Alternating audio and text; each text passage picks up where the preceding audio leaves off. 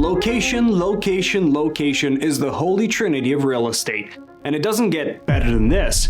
We're building a commercial office building directly adjacent to Grand Central Station.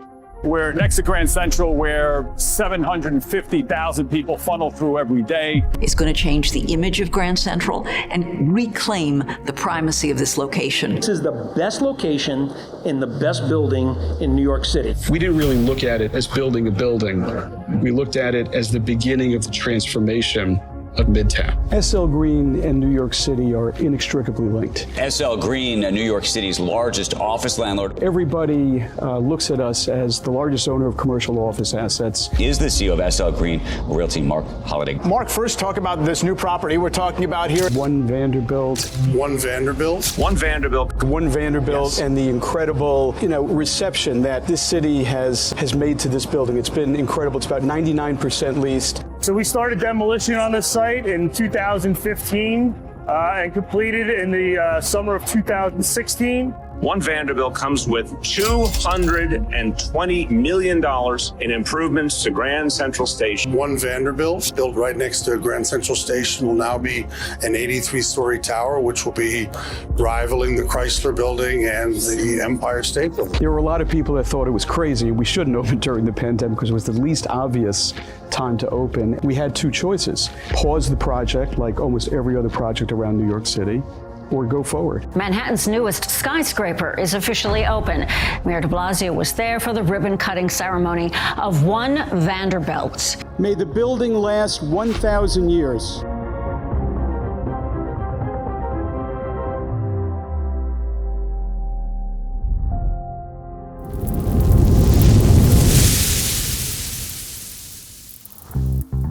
Before coming to One Vanderbilt, let's talk about its plot.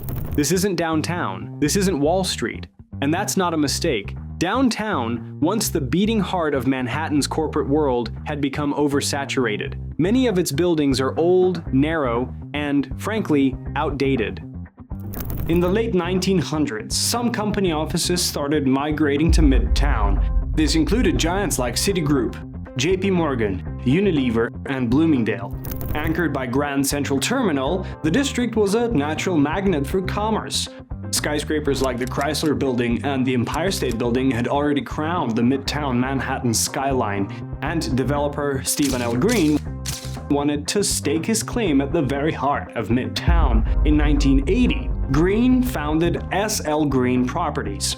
SL Green would go on to become a real estate empire. Green understood why the corporate giants were moving to Midtown. Green snapped up and revitalized aging landmarks like One Astor Plaza, 461 Fifth Avenue, and the Pershing Square building. By transforming Class B office spaces into Class A offices, SL Green quickly started reshaping the Midtown office space rental market. Today, SL Green controls more than 75 buildings, spanning over 50 million square feet of office space. They're amassed areas of office space, primarily an office developer, compared to others by some metric. I'm sure it's their own metric, but makes them look very strong and powerful, which they are. And one of the most iconic buildings developed by SL Green is One Vanderbilt. One Vanderbilt was Stephen L. Green's vision, and the man who brought that vision to life was Mark Holliday. Mark has been with SL Green Realty since 1998 and became the CEO in 2004. Mark Holliday is CEO of SL Green, New York's biggest office landlord. For One Vanderbilt, it all started with a single corner. Directly adjacent to Grand Central Station. It's located between 42nd and 43rd Street, between Madison and Vanderbilt Avenue. In 2001, SL Green bought 317 Madison Avenue, a 23-story limestone tower designed by Carrera and Hastings. At first, it looked like just another play in Midtown. SL Green wanted to renovate the building, raise the rents, business as usual. But in 2007, when two more adjacent buildings went on sale, SL Green pounced. Suddenly, a quiet renovation plan turned into something bigger. A vision to erase the block and replace it with a modern skyscraper. SL Green bought the last piece of the puzzle, 51 East 42nd Street, but the real battle was the 150 leases stuck inside these four buildings. Robert Schiffer, the managing director of investments for SL Green, said, The 4 buildings that occupied this site were 100% leased. We had to buy out over 150 tenants lease by lease in order to clear those buildings.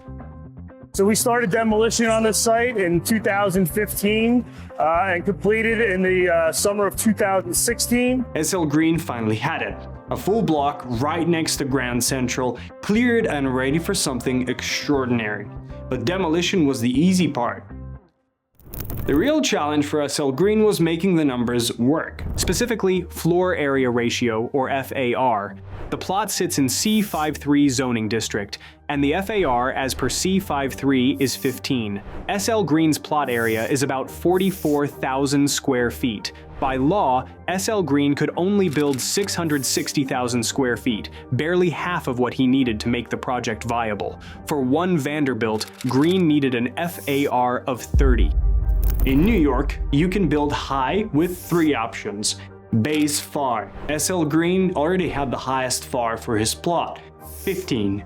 Purchase air rights. SL Green purchased the Bowery Savings Bank building and increased the FAR to 20.7. Green could have bought more air rights. Instead, he went with the 3rd option, funding public improvements. Here's where things get interesting and suspicious. In 2014, SL Green committed $220 million for transit upgrades at Grand Central Terminal and its subway station. It was the single largest private investment in the city's transit system at that time. It was a very, very costly component of the deal, the $220 million of public realm improvements that we made in conjunction with the MTA and with the city. Grand Central was already choking under the daily crush of riders from the 4th, 5th, 6th, and the 7th train lines. The terminal had a daily foot traffic of 750,000 commuters already.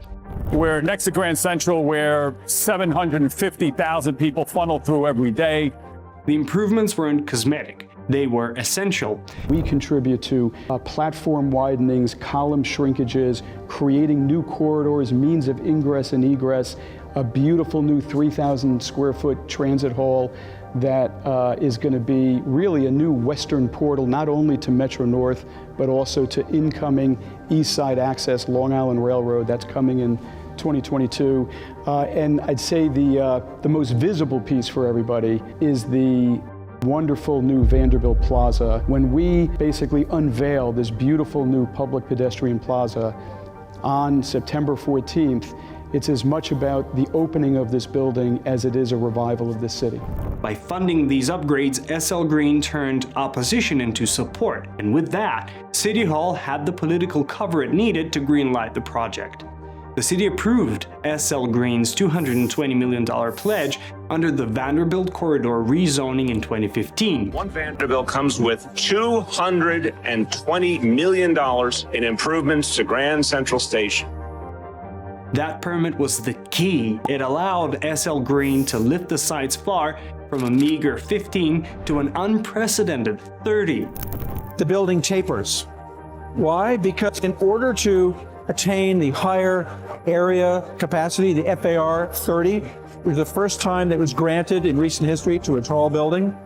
We had to show that we could bring more light and air to the street. That meant One Vanderbilt could rise over 1,400 feet. The tower could now have a total of 1.7 million square feet of buildable space. Standing at 1,401 feet tall and encompassing 1.7 million square feet, One Vanderbilt offers an unparalleled package of amenities, next-generation office design, and a prime location right here at the doorstep to Grand Central Terminal. It was enough to transform the project from just another Midtown office building into a skyline-defining super tall and still be profitable. But just when SL Green thought he had won, a new player stepped into the board, a man with the power to disrupt everything. Andrew Penson is the founder and president of Argent Ventures, a privately held real estate company based in New York City. Penson is publicity shy. Penson didn't build fancy glass towers in Midtown. His empire was subtle, but just as powerful. Penson had bought something extraordinary back in 2006, the land beneath the Grand Central Terminal itself. Yes, not the terminal's operations, not the trains, but the dirt. the steel, and the air above it. In New York real estate, air rights are everything. In theory, any developer who wanted to build big near Grand Central had to come to Penson. But SL Green took another route, funding public upgrades instead of buying Penson's air rights, and Penson did not like this. You don't sideline a man's billion-dollar asset and expect silence. On September 28, 2015, Penson filed a billion-dollar lawsuit against SL Green Realty Corporation, the City Council, and New York Mayor Bill de Blasio. Penson claimed the city had rendered his Grand Central air rights worthless. One Vanderbilt's rise wasn't guaranteed. If Penson won, One Vanderbilt would never rise. But if Green won, Penson's billion-dollar gamble on Grand Central's air rights would crumble. But almost as suddenly as the lawsuit began, it ended. On August 10, 2016, Penson withdrew his billion-dollar lawsuit.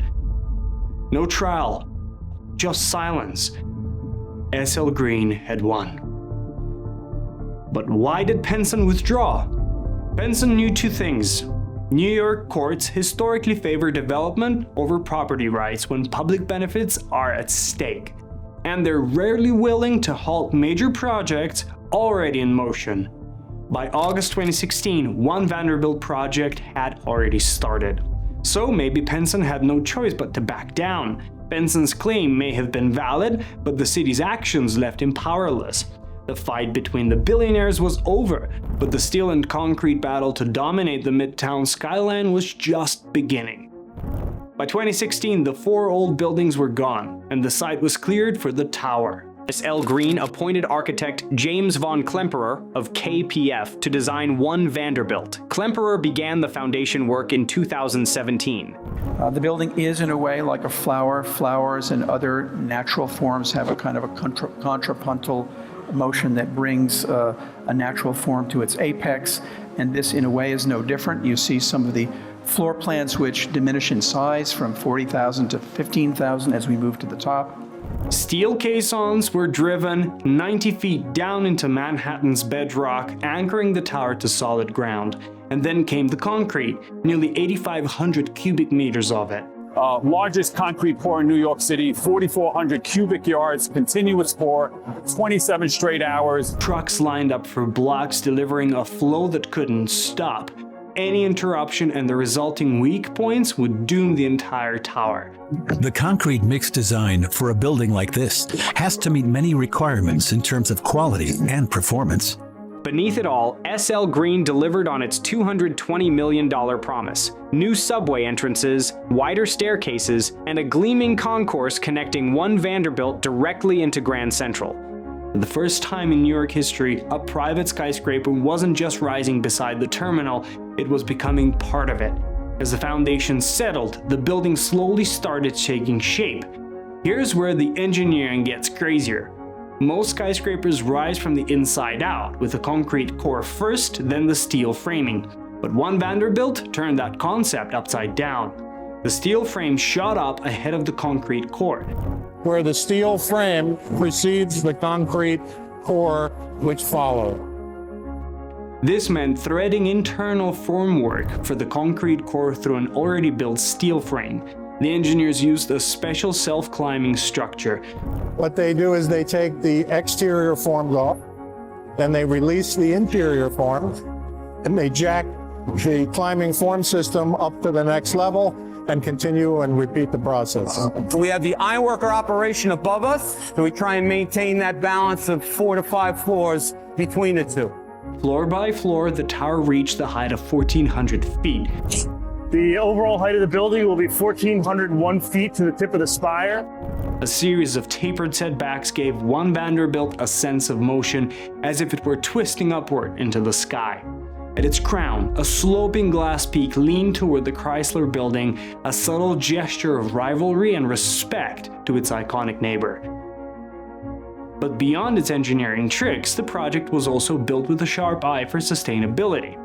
The SL Green team made sure that 75% of demolition waste was recycled. The steel rebars used in the tower's skeleton are 90% recycled content, where the industry norm is only 60%. Inside, the building runs on a 1.2 megawatt cogen system, covering part of its heating and cooling needs. The floor-to-ceiling glass and column-free floor plates flood interiors with natural daylight, lowering the demand for artificial lighting. The engineers installed a 22,000-liter rainwater recycling system that cuts water consumption by 40%. As well as advanced MEP systems and other sustainability features that led to LEED and WELL Platinum certifications. One Vanderbilt won multiple awards, including both LEED Gold and WELL certifications. But as New York got its new skyscraper, COVID pandemic just hit the world. We had two choices: pause the project like almost every other project around New York City, or go forward. With $3.3 billion on the line, SL Green was forced to open One Vanderbilt in September 2020 to empty streets. May the building last 1,000 years.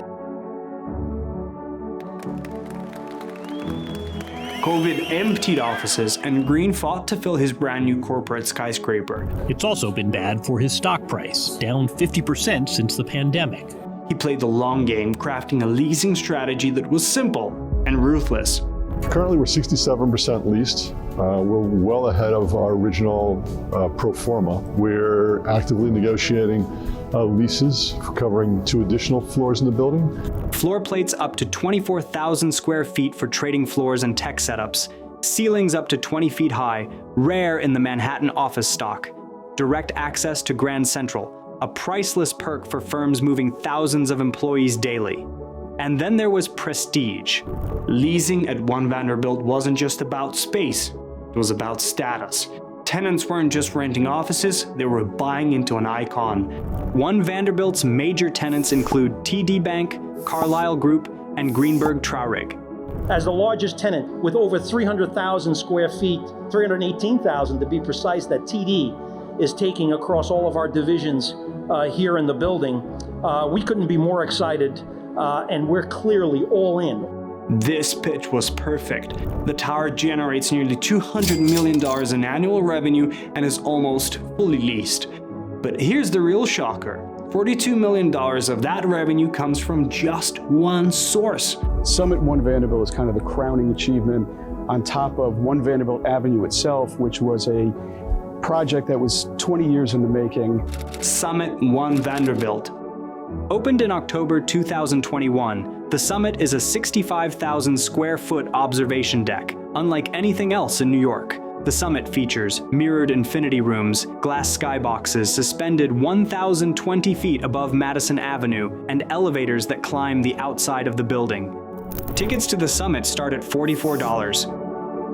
But VIP experiences can easily exceed $100. I wanted this to be more of an artistic and cultural experience. I've seen people walk into Summit and they're thrilled, or sometimes it brings tears to their eyes. Summit One Vanderbilt is one of the hottest destinations in New York City and a cash cow for SL Green. It's there for tourists and residents to come see and feel and experience. One Vanderbilt isn't just another office tower.